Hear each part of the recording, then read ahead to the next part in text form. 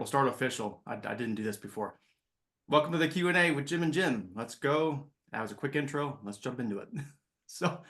I've heard for July, I've heard ups and downs. Again, always comes back to depends on the area you're at. Some places are kind of a little slower than they were last year. I'm like, well, don't compare from the years before. It's just, it is what it is right now. I've heard from a few people like, yeah, it's kind of not quite what I was expecting so far this year. But other stats are killing it. So it always just comes down to what you're doing, what your marketing plan is, and the area you're at, and your competition. That never changes.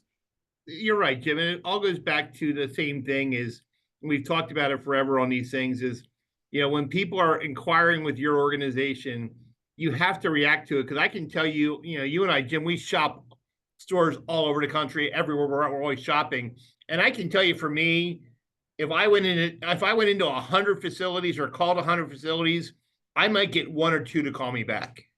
And I'm going to give them my name. I'm going to give them my email address. So they got my number, but they don't call back. And I think that's the biggest thing that we stress at our stores and anybody I consult with and train with is that when you have somebody inquire, follow up with them.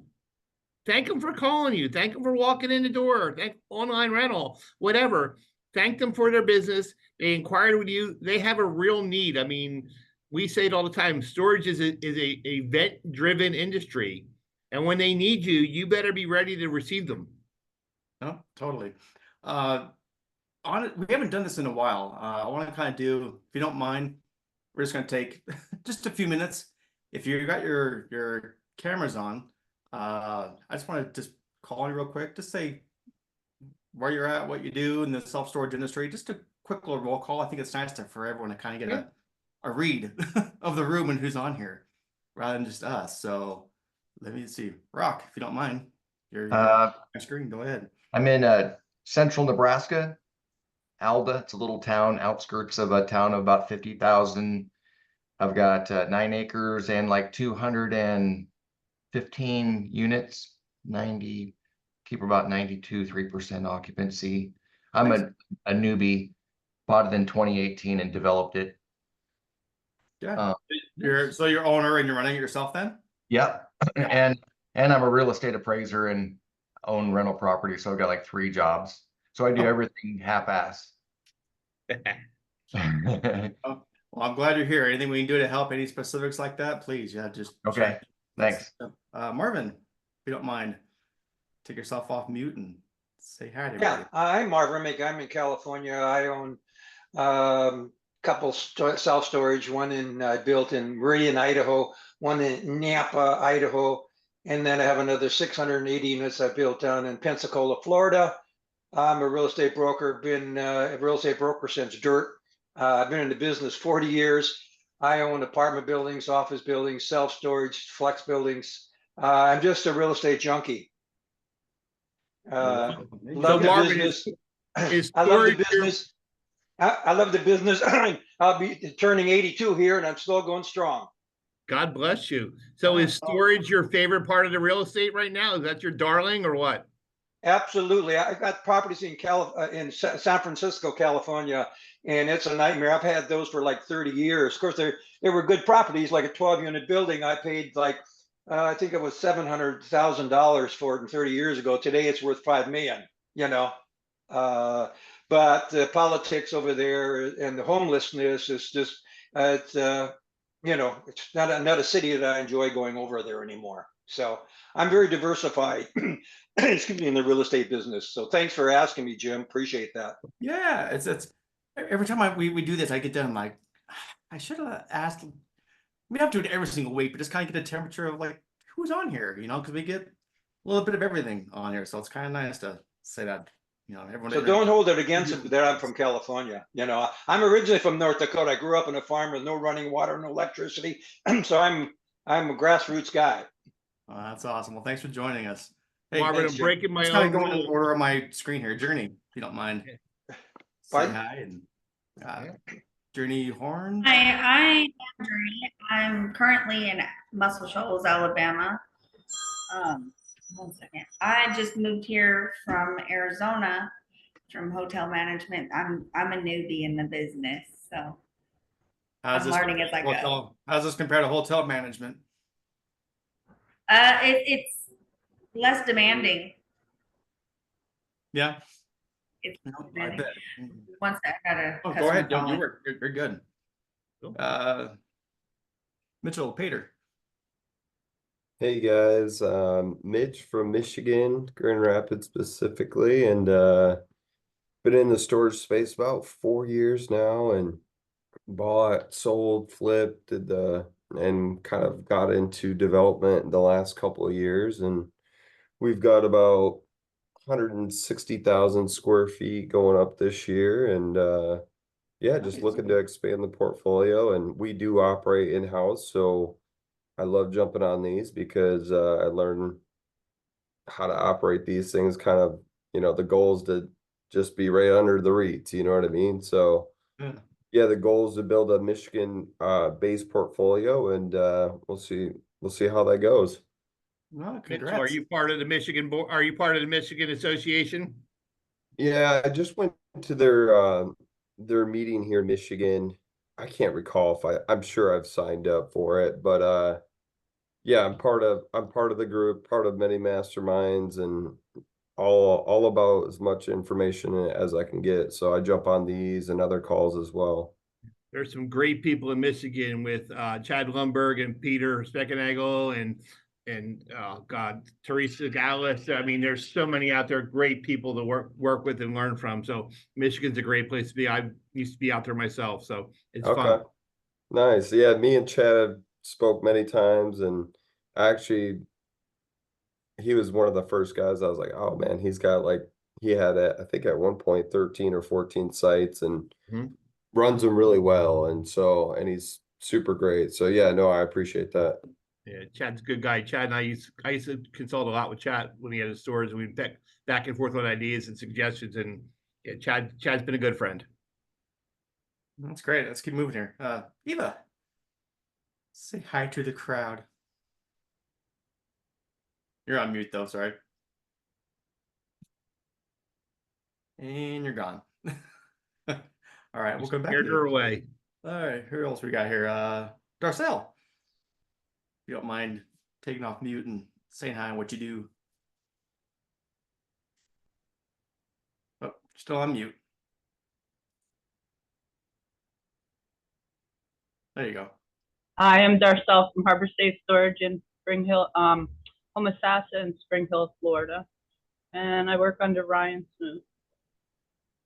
Oh, nice. I've known Ryan was on here somewhere. I saw Ryan's name pop somewhere. Yeah, he's just listening in. Doesn't have his Okay. camera. He's Whatever, he's incognito today. I've known Ryan and those guys for many years. They're a good bunch of guys. Eva, you're back. Sorry, I was trying to do like 3 things at once and I accidentally hit leave instead of unmute. Oh. Hello, everybody. My name is Eva Chavez. I'm based out of Orange County, California. I've been doing marketing for the storage industry for the past 9 years. And this past year, I opened up my own business and kind of came out from behind a paywall because I was behind a product for the past 4 years. But this past year, I decided to come out from behind that product and just kind of do marketing for the storage industry directly. If you guys ever have questions, feel free to reach out. Thanks, Deanie. Who else we got here? Oh, you jumped on, so I'm gonna call in right now. Martin, Hello. what's up? Hi, good morning, good afternoon. Yeah, we're just doing a little intro, if you don't mind. We're kind of doing a roll call, kind of who you are, what you do in the industry, and we'll go from there. Yeah, absolutely. So let me just, these are not working right now, so we put it in. So my name is Martin Garcia Brosa, and I own we/at home, right, own a facility in Asheville, outside of Asheville, North Carolina, in Weaverville. And yeah, we bought it a couple of years ago while on my corporate work didn't dedicate much time, and since September of last year I've been dedicating quite a lot of time and learning a lot. So And beyond that, I have always, or not always, but I worked for many years in logistics. That is transportation, warehousing, and so on. And we always put our savings in real estate. Yeah, that's a mix of apartments, townhomes, couple of vacation rentals, and this was our first self-storage, and I truly like it. Nice. How does it compare? How does self-storage compare to your other real estate portfolio? I like it a lot, and I think I like it more because it is it has a couple of components that make it different. There's a retail element that the other ones do not have. There is more activity. At the same time, there's not as much activity as a vacation rental. Vacation rental is way too intensive. I mean, my wife does it and manage those in and out, and it's only a lot of work. This is certainly in between, so it's more but not too much. And as a business itself, I think it's a great business. I mean, the fact of the capability of being able to change prices quite often makes a big difference, and been learning quite a bit, as a matter of fact. So so picking up all the lessons. That's great. Well, thank you for joining us. And yeah, it's you're learning, kind of reading the books, and that's there's a lot of things out there now. If you just look, I mean, compared to what it was, I don't know, even like 5 years ago, you had to kind of you go to like the shows and that, and then be like, oh, cool, I'll see you next year, and go to the shows. And that was the kind of end of the education. But there's a lot more out there. A lot of people are willing to share their journeys and this kind of stuff. So the more the merrier. So no, I love that. That's awesome. Anybody else want to jump in and say hi?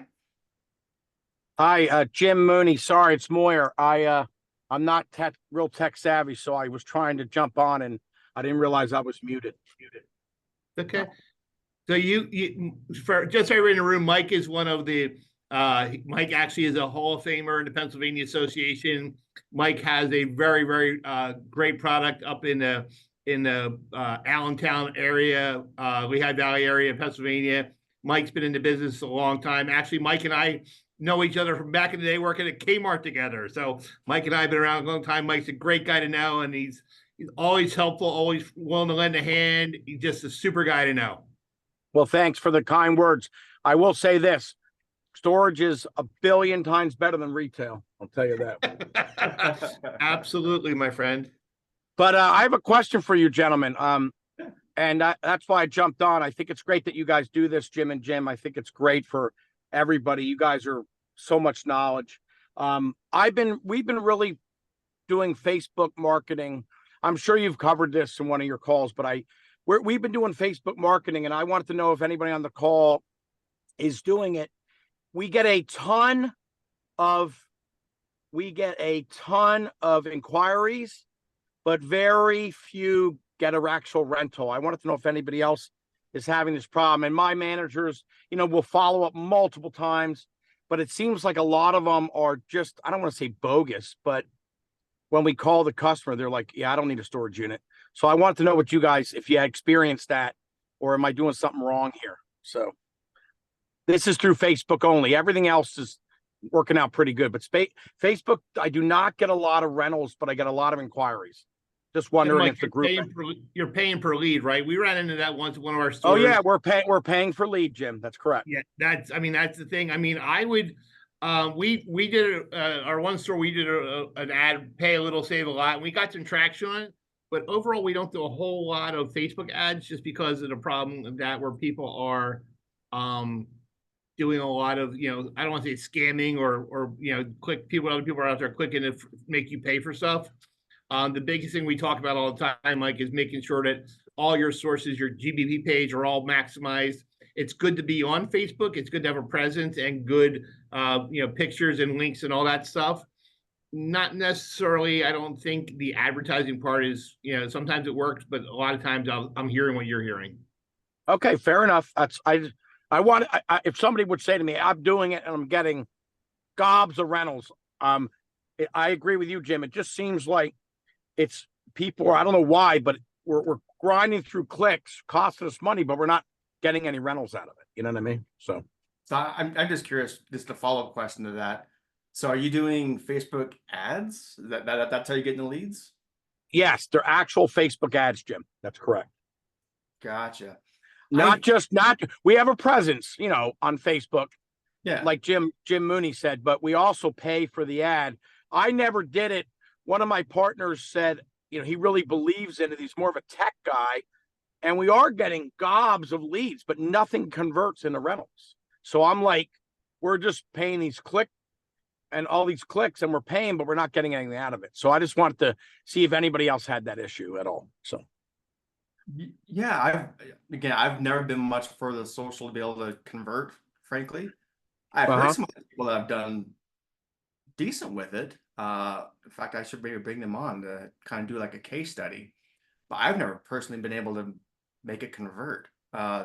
Eva's my one go-to marketer here. Do you have any insight on this at all, Yes, Eva? I'd love to hear. Yeah. I'd love to hear. Honestly, across the board, I've heard so many people use Facebook and kind of have the exact same experience that you're having. The only time I've ever heard that it's kind of does work is when you're writing like an ad and coinciding with an event that you're running in the community.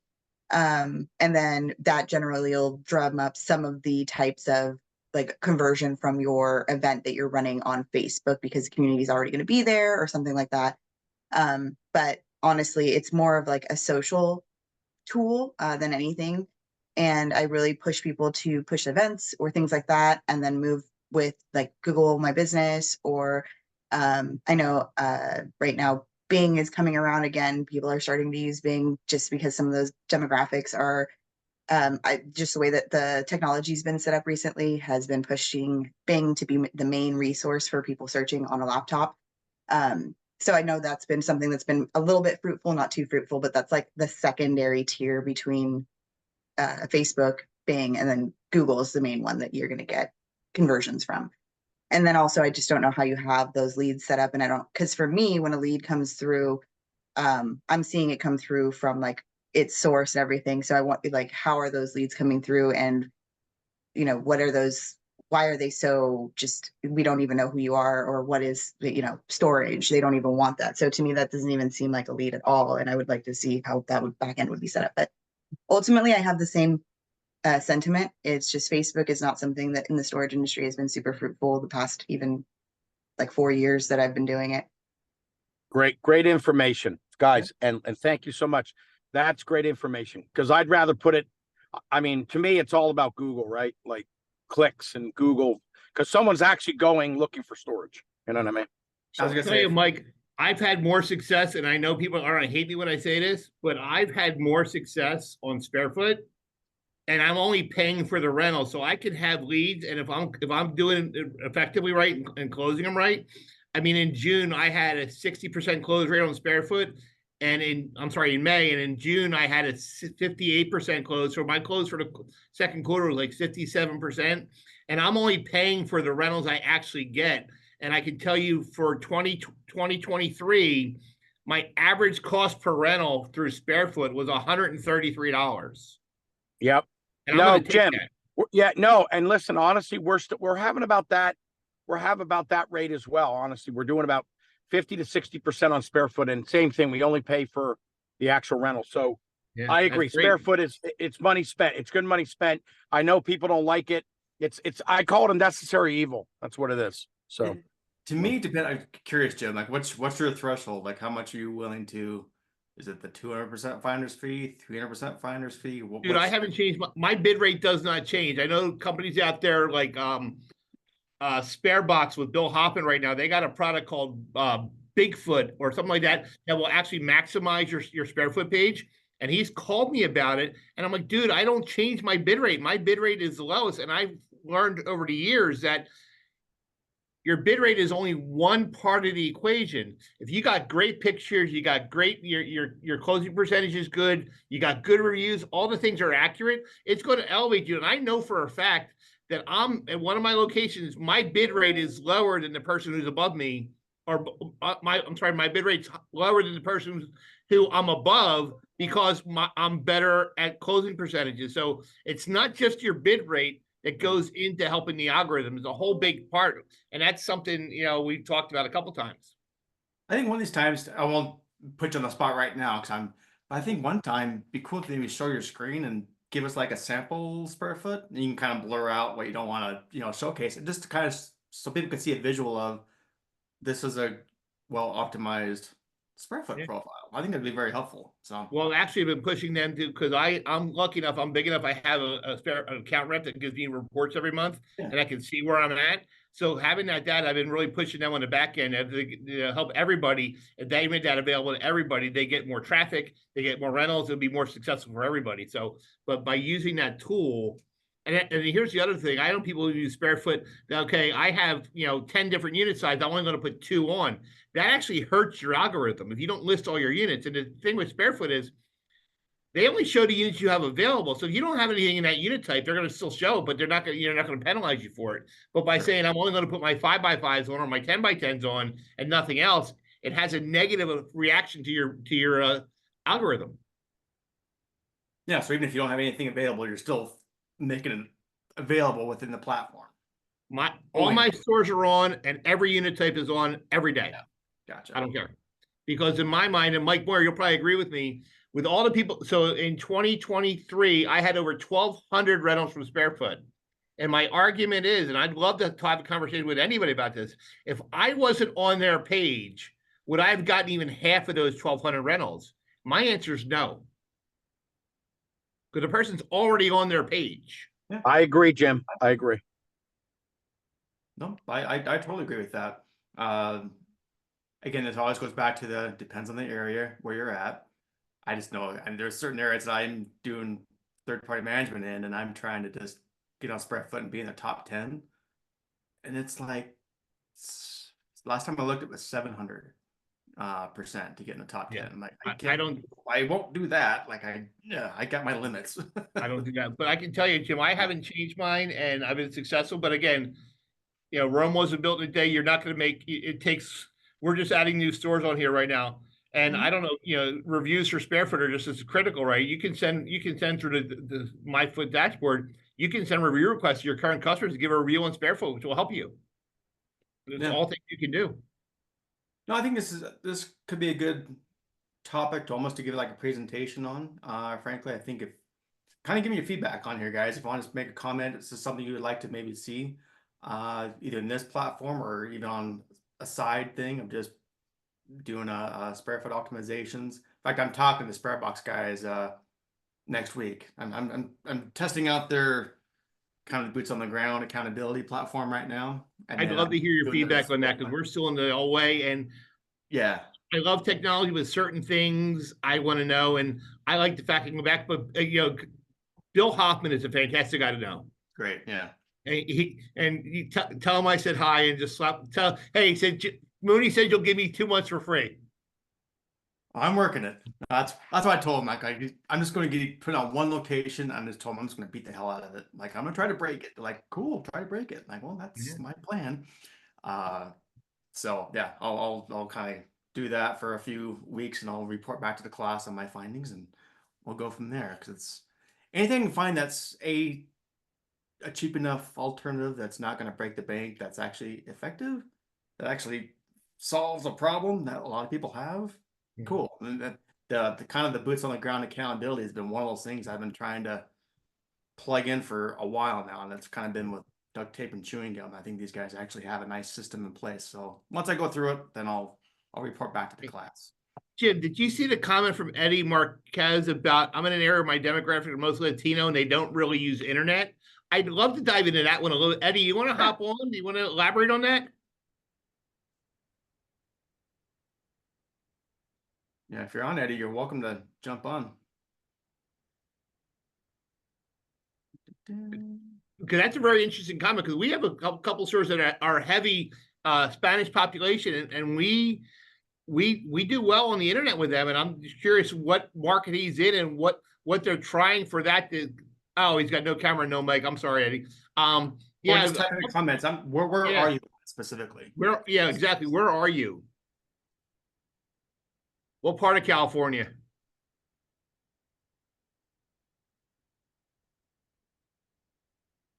San Fernando Valley. That's not an area I would have thought of, Jim. Yeah, don't have much to speak on that, frankly. I've never really come across the language barrier as being an issue before. I have come across it as an issue in certain markets where we have to make sure we have a Spanish-speaking employee on site to be able to, because we actually, it's funny, we actually tried to put our lease, do Google Translate with our lease, and it didn't translate exactly correct. So we never published it because it's not exactly per se right. Because some of the words mean a little difference. Yeah, I will say that's for sure. This comes back to having the manager match the property, frankly. And this, yeah, I had an issue with in Vegas, and it was very Spanish speaking population. So that was just my default. Like, right, they have to be able to be bilingual. Yeah. I'll check that box, and then everything was fine after that. But I didn't really have an issue as far as not having access to the internet and that kind of thing. Yeah. So that part I can't really speak very intelligently about. So if anyone else Yeah. has a story, cool, pipe in. Yeah, no, unfortunately, I don't have much on that one. I just thought it was weird because, I mean, I have some older customers that will try, because we've actually taken the approach, Jim, that, you know, now if you don't have an email address, we're not going to rent to you. Yeah, no, I get it. And we're because they walk in and they're like, well, I don't have one, but they got a smartphone in their hand. Yeah. So if you have a smartphone, you have an email address. What I'm curious, what other things did we draw the line in the sand on? So email address, what about auto pay or accepting cash? Auto pay, I've never been a mandatory one of that. My big ones are email address, and they have to either take the protection plan or provide declaration page. There's no option C. If you say I don't have it, I don't want it, you're not renting with me. What if they say, cool, I have it, don't have a declaration page here in my back pocket. Give me 30 days and I'll get it to you. We automatically enroll them in the program, and until they bring me a declaration page, they're paying for it. Once they bring me the declaration page, we take it off.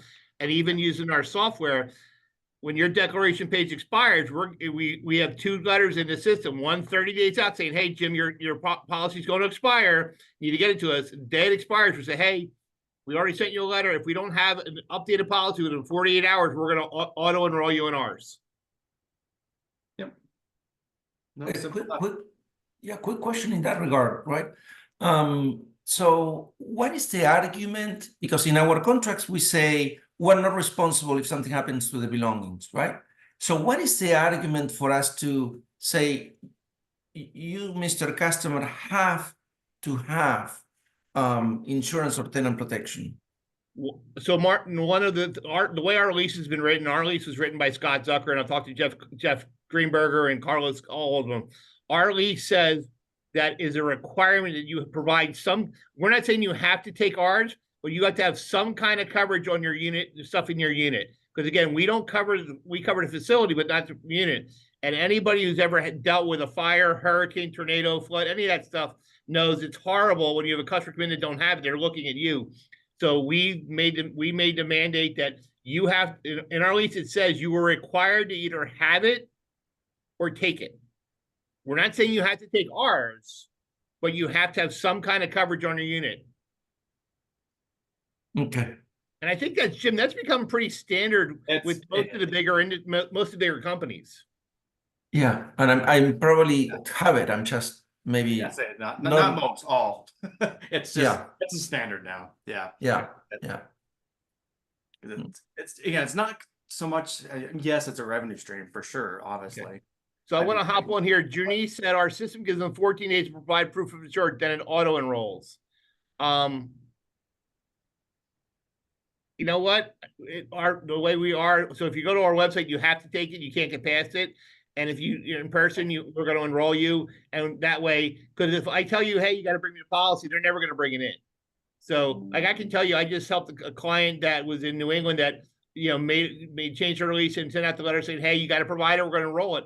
We had a couple people said, hey, you know what? I don't feel like looking for it. And 9 times out of 10, guys, most insurance companies will not cover a storage facility because it's a detached dwelling. And if they do cover it, they cover it at a reduced rate.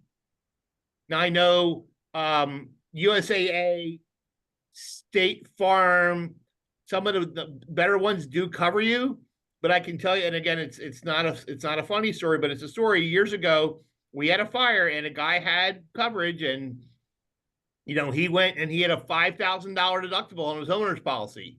So when he filed a claim for the storage unit being burned, the lease says you're up to $5,000. So he had a $5,000 deductible.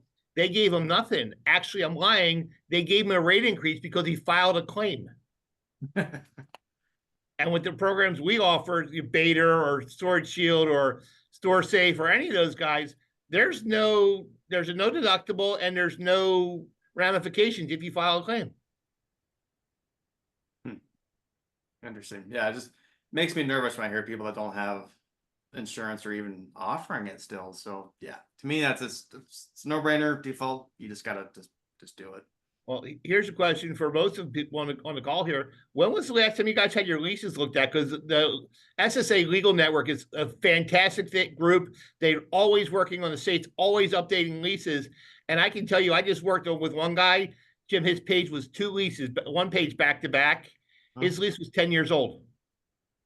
You can't email, you can't do this, you can't do that. I'm like, you need to have an updated lease. Hey, Anthony, how are you, bud? Good, man. Sorry I've been MIA.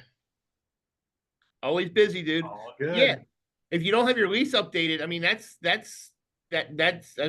should invest the money with the lawyer to get your lease updated, send it out to all your customers, say, hey, effective this date, here's our updated lease. And if you're not offering, or if you're not requiring protection plans, that's the perfect time to say, hey, here's our updated lease. We now require you have a protection plan or insurance, whatever one you're using, and say 30-day notice, you provide us a declaration page, or we're going to enroll you. Yeah. We took over a store in Georgia, Jim. Yeah.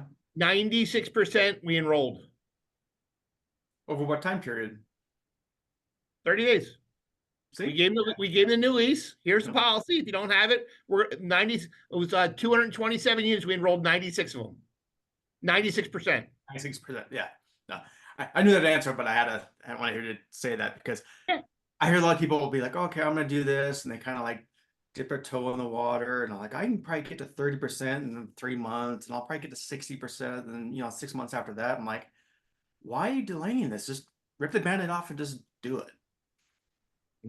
Because it really doesn't make a difference if you're doing it now and doing it within 30 days, making it mandatory, or 6 months or a year from now. You're just kind of delaying it. Right. Anthony's chuckling. He's got to have something to say. He's laughing. So what do you got to say, Anthony? Because this is exactly so. If you guys, if a lot of people may not know, I've been in the industry for a while. Jim and Jim know me pretty well. I used to really run the self-storage networking background real quick. I joined Your Way Storage as their operations manager, so that has overtaken my life basically. But this is exactly what we're going through right now is a lease review with Jeff Greenberger. I'm not promoting any certain attorney, but everybody who is in the industry knows Jeff really, really well. And the past 2 weeks we've had lease reviews with him. And yeah, I'm picking apart little things and stuff like that, making sure exactly what Jim and Jim are talking about is adding either protection plan or insurance, whichever direction that you decide to go, as well as little nuances, because we are just like Jim and Jim across several different states, and things are changing very rapidly as far as what they're trying to enforce. And South Carolina lease requires a signature for you in order to send any default notices, whereas Georgia just requires you to initial or a checkbox. It's really unique state by state what they're doing. I love Georgia right now. Georgia is has done some stuff that is pretty awesome, where you send them a lease, they have 14 days to accept, and if they don't accept, they're bound by that lease agreement. Yeah. And now you can send it for Georgia. You can send a notice out, and if they're non-payment, and send a notice out, and if they don't do something within 14 days, it's not necessarily the best thing to do, but you can kick them out. Yeah, but like I said, each state is just totally I say totally different, but it's the nuances that you have to know for each location so you don't get yourself in trouble. Well, it's just like late And- fees. Jim. Late fees are different. I mean, Yeah. North Carolina, most states right now do $20, 20% safe harbor rule, right? Not North Carolina, they're 15% or $15. Why? Nobody knows. Yeah. So this just goes back to just, I mean, if you're running a business, it's a multi-million-dollar business, just make sure your contract's in order. Contact the, there's plenty of, we have our guys we go to and we can recommend for sure, Scott Zucker or Jeff Greenberger for sure. Mm. But just know your state laws and make sure it's in your contract. And again, I'm in Utah. Again, I think I have my finger on the pulse pretty good of what's going on. And I was at a lunch meeting a couple weeks ago, and the guy I was sitting next to is like, "Oh, cool. You like how this got changed in the statute, and then now it's on the contracts?" I'm like, "Huh? I didn't know it changed." And it was I mean, happened even- like a year ago. It's like, what? So yeah, it takes a lot to just keep up on it, especially if you have locations in different states. So just dedicate the time, pay for a little bit of, pay for it, but get it updated for sure. Because yeah, if it's 10 years old, I don't care what state you are in, I guarantee you it's different. It's lots of I mean, change. the thing that blew my mind was each state. Still, some states require leasing, and some states require occupant on Yeah. there. Mhm. Like, whoa. As I say, it's the nuances that get you. It's these little things that. And even the font type and boldness or not. But if you're not a member, I mean, we are a member of almost, no, we are a member of every state association we're in. Every state we're in, we're a member of the association. Just because you want to have your finger on the pulse. And thankfully, most of them are run by the SSA National, which has Joe Doherty. That's who we should do, Jim, one day. Have Joe Doherty join us for a legal Q&A. Yeah, he would do it. Yeah. I'll ping Joe and I'm sure he'll do it. But these things out there, just make sure you're straight and listen and make sure, do it right. Cause none of us ever want to, I got one right now where we got a customer, now demanding we owe him money because the rate on that one unit reduced a little bit. Like, no. So we're trying to evict him. We gave an immediate vacate, wouldn't leave. Now we're going through the process of having to get a lawyer involved to get him out of there. The SSA is working on the rules now that if you give an immediate vacate to somebody in certain states and they don't do it within 14 days, you can dispose of their stuff. I would love that. I would too. But now we're going through the process of selling and we got to cut the lock. And do we cut the lock? Do we not cut the lock? And not a plug for Jeff, Anthony, but are you using Jeff Greenberger's Late to Lean? Mm-hmm. It is the best product I've ever had in my life, especially for the auction process. It makes my life so much better.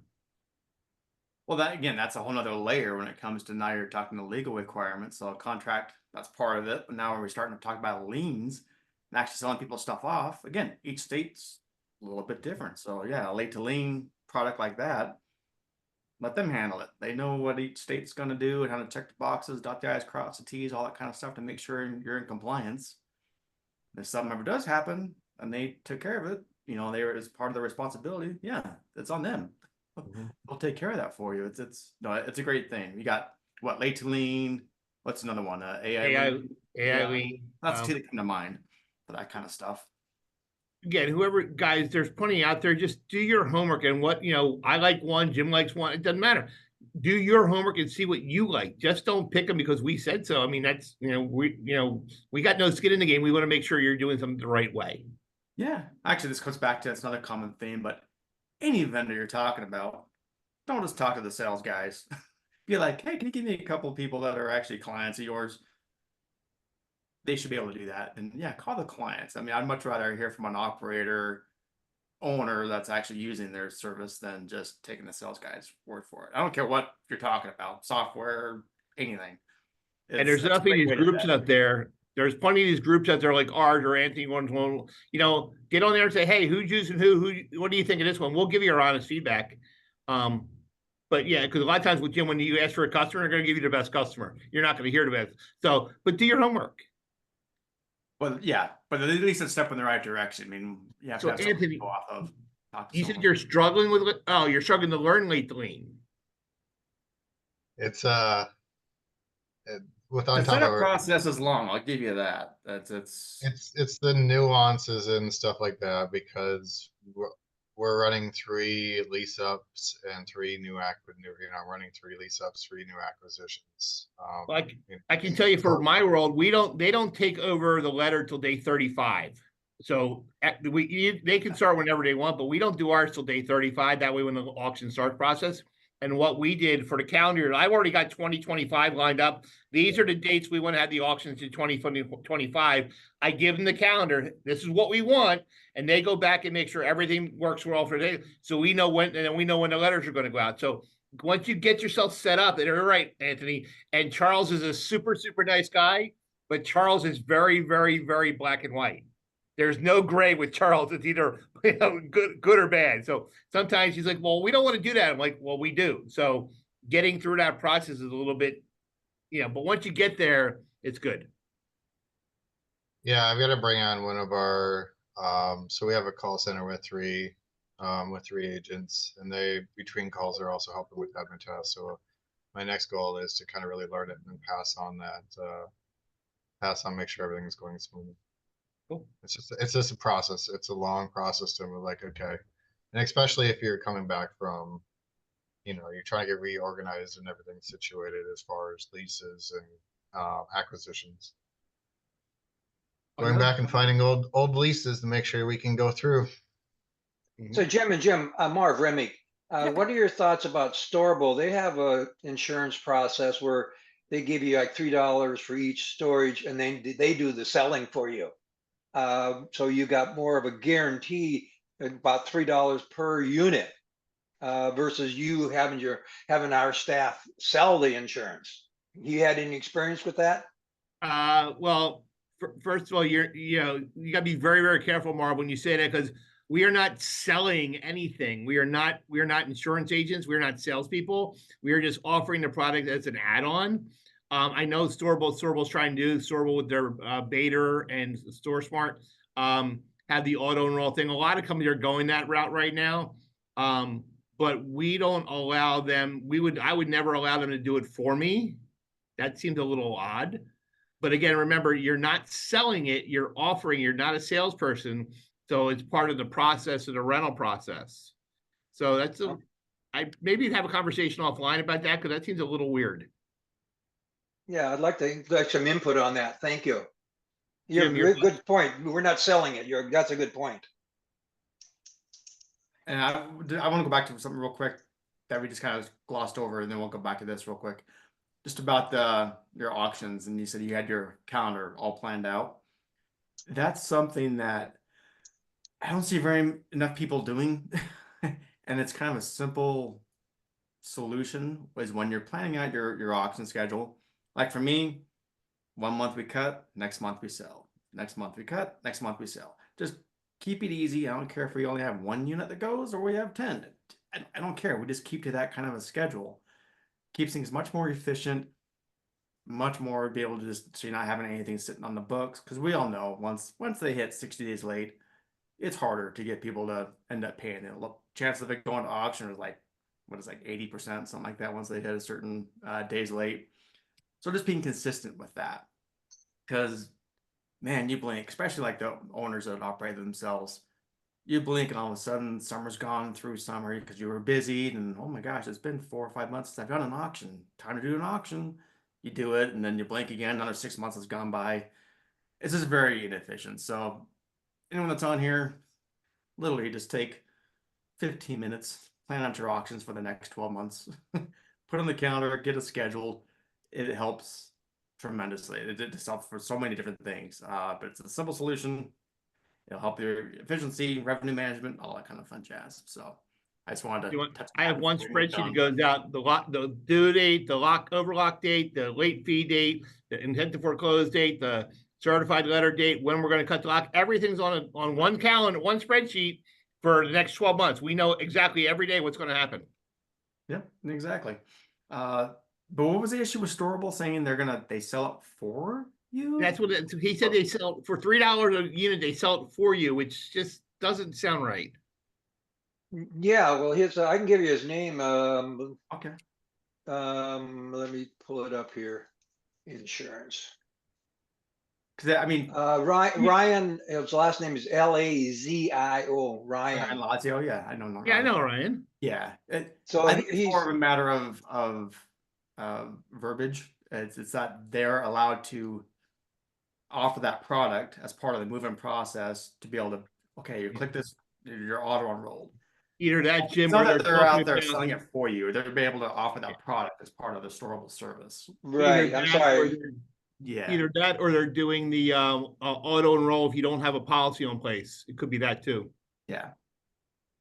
I think it's worth a call if you guys know him, you know. Yeah. No, I talked to Ryan. Yeah. I've known Ryan on and off for years. Ryan and I Brandon. haven't signed up. I'm just doing my homework, doing my due diligence. I felt a little uncomfortable because I don't know what kind of sales tactic they use because we do a soft sell. He might, you know, he might be very pushy and turn some of our customers off. That was my concern. Marv, what software are you running? It's a Sightlink. Okay. I certainly I know like the back of my hand. So yeah, but there are other options as well. So yeah, make sure. Yeah, and Jim, you said it earlier about make sure you do your due diligence.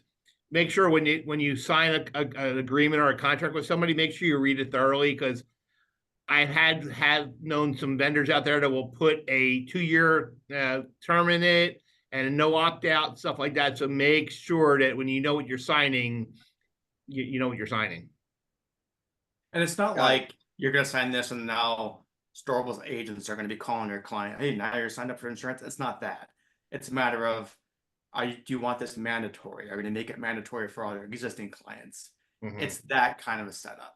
They're not going to be out there pounding your current clients to get signed up.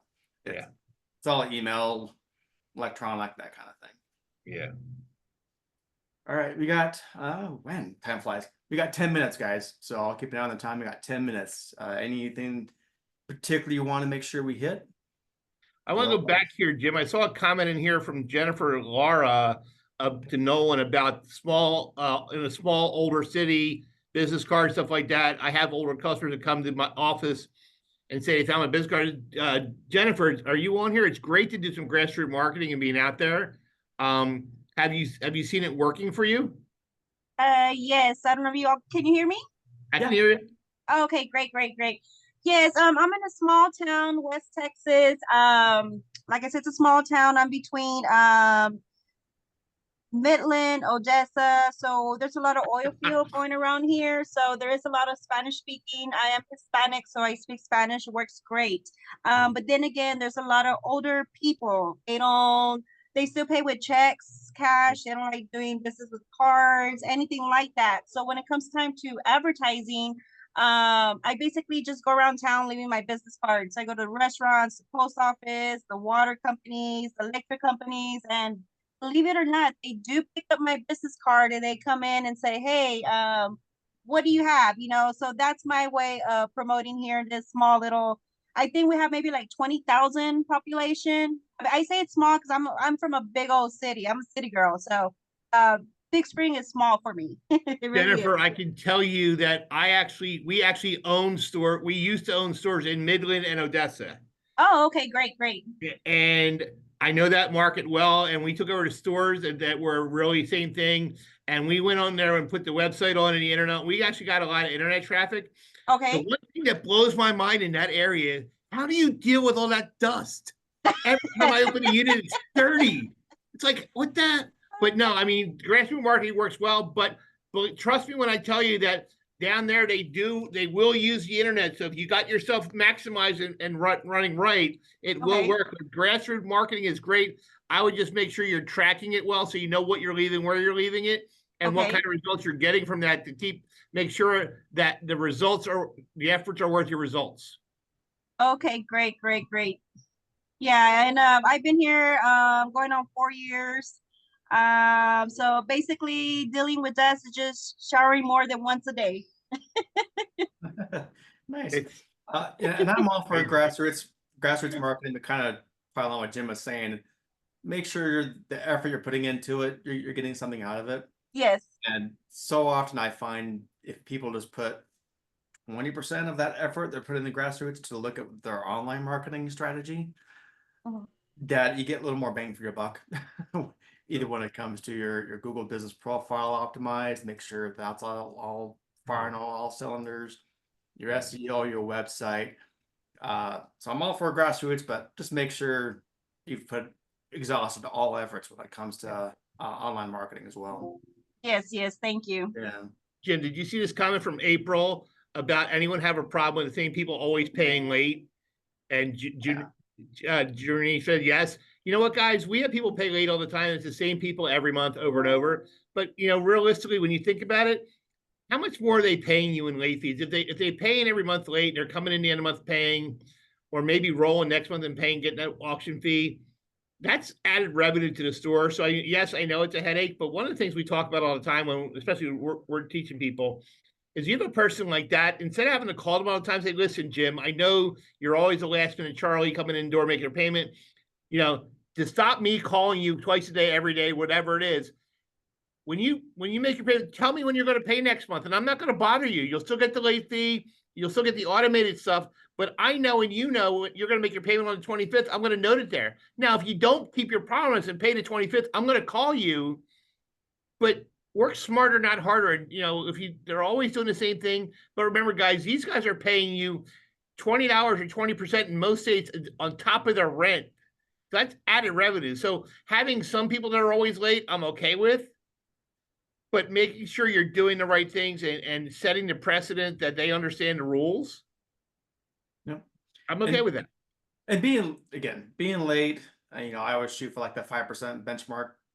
There's always those 5% that's always habitually late. It's just how it is. It's part of business. And cool, it's another revenue stream of collecting their late fees.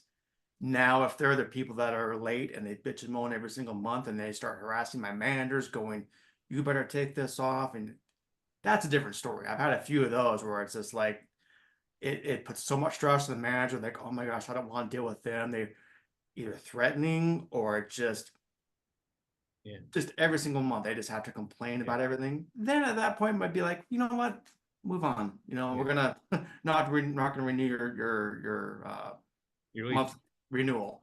But if Eddie it's just commented on here. paying late fees, that's part of business. Eddie just commented on here. I just saw it. Tenant hates when I call them and remind them. They tell me they know they're late. Well, Eddie, in that case, I would tell the customer, listen, my job is to call you till I get a payment or a commitment. So if you tell me you're going to pay me on the 25th, I'm not going to call you. That way you're not calling them. Make them be an adult and say, hey, I'm going to pay you on this date. That way you don't have to bother calling them. You know it. But again, set the precedent. I have to call you till I get a payment or a commitment to make that payment. Yep. Couple follow-up comments. Yeah, they're cursing you out. I have a no tolerance policy, at least for me. I'll talk to your owner or whatever and be like, hey, I'm getting cussed out. I don't want to deal with that crap. Cool. Send them a notice of, we're not going to renew your immediate vacate. Moving on, and you'll re-rent the unit.